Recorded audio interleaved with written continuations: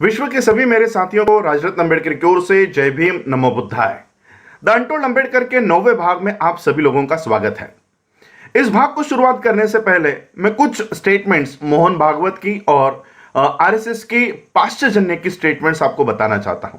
मोहन भागवत एक कार्यक्रम में कह रहे थे कि डॉक्टर बाबा साहब अंबेडकर और आरएसएस के संस्थापक के बी हेगड़ेवार, केशव बड़ीराम हेगड़ेवार, ये शरीर से अलग अलग थे लेकिन आत्मा एक ही था।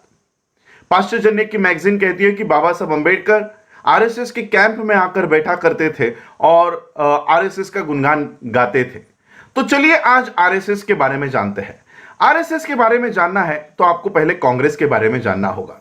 कांग्रेस की स्थापना हुई 1884 में।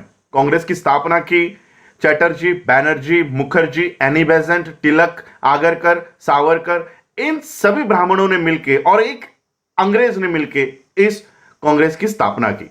यह कांग्रेस उस समय सिर्फ ब्राह्मणों का संगठन हुआ करता था, इसलिए इसको बहुजनों का फेस देने के लिए सबसे पहले ज्योतिराव फुले इनको अप्रोच किया गया, इनके पास जाया गया और उनको विनती की गई कि आप हमारे इस कांग्रेस में आइए। ज्योतिराव फुले इन्होंने कहा कि आपका ये जो पक्ष है, आपका ये जो संगठन है, ये ब्राह्मणों का संगठन है और मैं इसमें नहीं आऊंगा।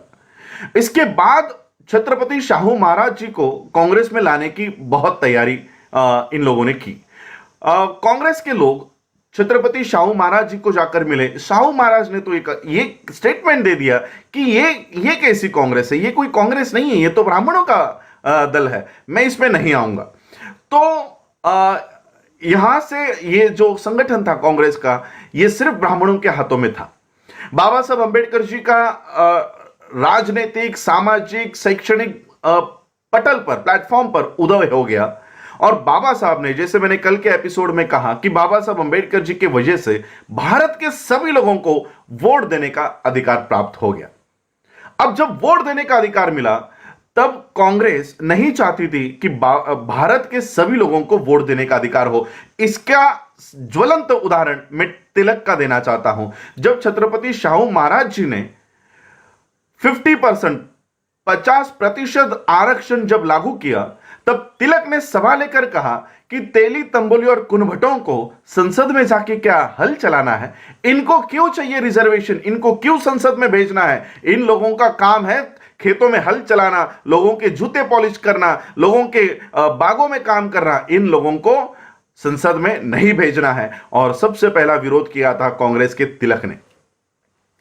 बाबा साहब ने इस देश के सभी लोगों को वोट का अधिकार दे दिया। SC, ST, OBC, minority, Muslims और सभी लोगों को वोट का अधिकार मिल गया। 3.5% ब्राह्मण अब ये भारत के लोगों के ऊपर राज नहीं कर सकता था।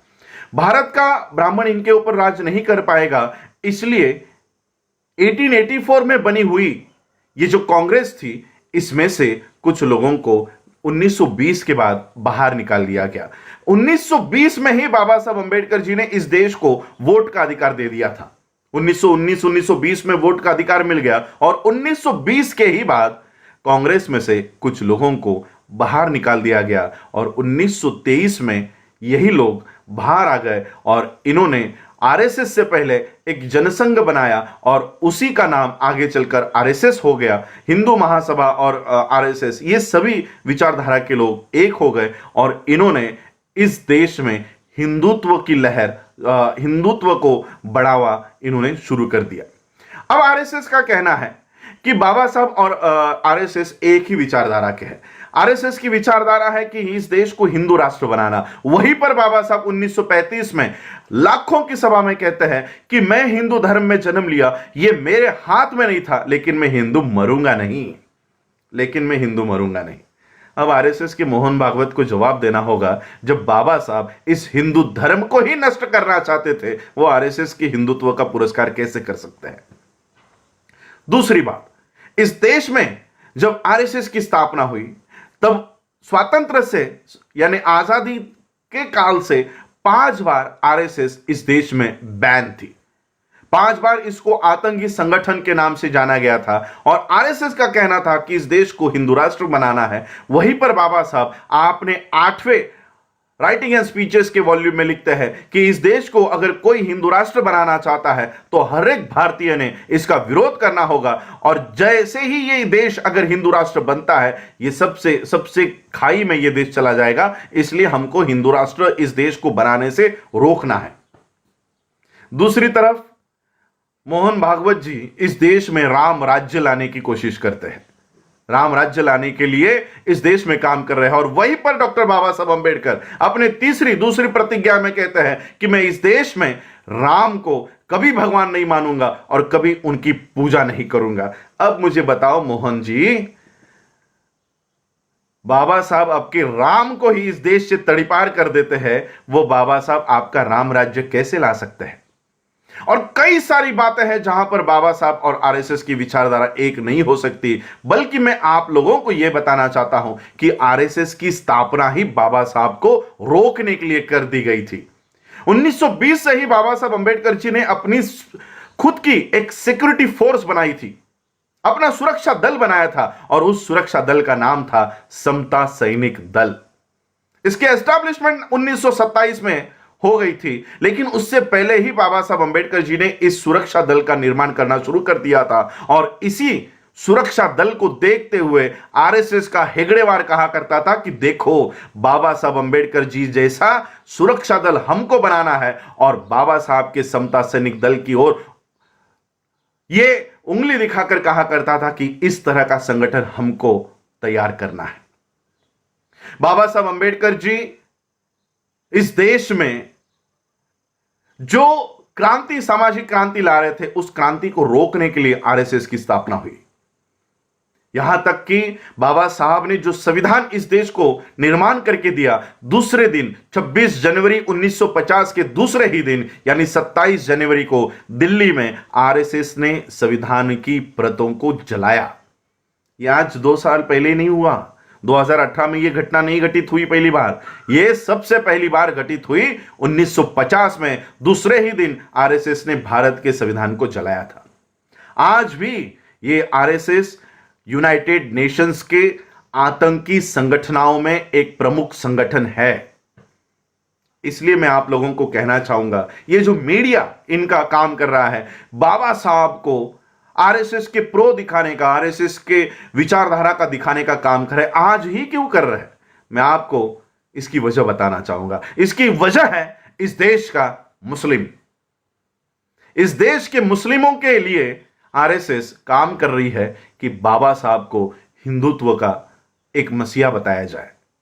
जब इस देश में सीए, एनआरसी, एनपीआर लागू करने की कोशिश की जा रही थी, तब इस देश का मुस्लिम रास्तों के ऊपर उतरा, हाथ में अपने धार्मिक झंडा, फ्लैग्स को लेकर, झंडे को लेकर नहीं, तो इस देश के ध्वज को, राष्ट्रीय ध्वज को लेकर वो रास्तों के ऊपर उतरा, और हाथ में डॉक्टर बाबा साहब अंबेडकर जी की तस्वीर थी। जैसे ही ये तस्वीर हो सारे मीडिया के ऊपर, सारे पेपर्स के ऊपर गई, इस देश में आरएसएस को जलन होने लग गई कि जो मुस्लिम, ये मुस्लिम आज बाबा साहब के विचारों को फॉलो करने लग गया है, बाबा साहब के फोटो को लेकर चलने लग गया है। और उस दिन से आरएसएस ये कोशिश में लगी है कि मुसलमानों के हाथों से बाबा साहब अंबेडकर जी को हटाया जाए, छीन लिया जाए।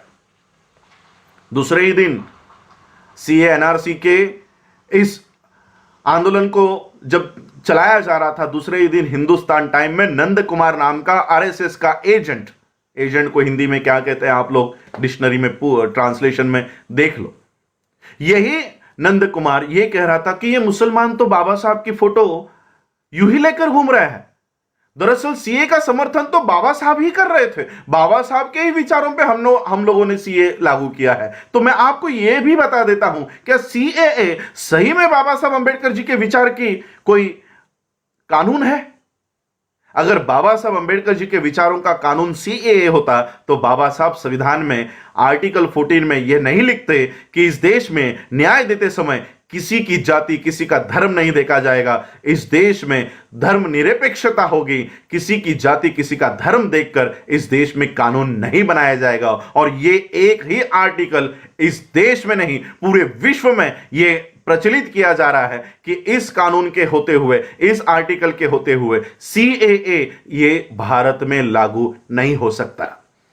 अब मुझे बताओ मोहन भागवत जी, आपके हिंदू राष्ट्र को इस देश में लागू करने की सबसे बड़ी समस्या है डॉक्टर बाबा साहब अंबेडकर। आज बाबा साहब अंबेडकर हमारे सामने जिंदा नहीं है, हमारे सामने जीवित नहीं है, लेकिन उनकी किताबों के माध्यम से बाबा साहब आज भी हमारे सामने हैं। दिक्कत यह है कि हम वो किताबों को नहीं पढ़ रहे हैं, वो आप पढ़ रहे हो, और इसलिए बाबा साहब की एक लाइन आगे लेकर आते हो और 4 लाइनें छुपा देते हो। और इसलिए मैं आप लोगों को, देश के लोगों को कहना चाहूंगा, इस देश में मोदी और अमित शाह को रोकने से कुछ नहीं होने वाला। इस देश में से अगर किसी को हटाना है तो वो आरएसएस को हटाना होगा। इसको हटाने के लिए आप सभी लोग पहल करें, यही मैं आज के इस एपिसोड में कहना चाहता हूं। आज आप लोगों ने मुझे सुना, उसके लिए आभार। जय भीम, जय भारत, जय बुद्ध।